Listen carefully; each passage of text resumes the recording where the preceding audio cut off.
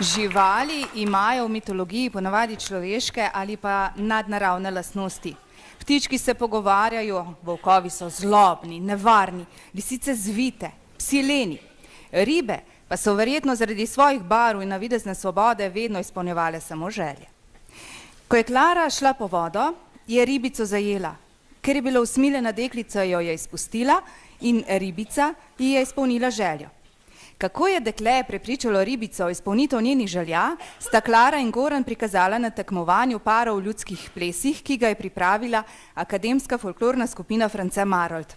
Kresovi predstavniki, Klara in Goran ter glasbenice Terceta Lila, so osvojili odlično 3. mesto v zares hudi konkurenci.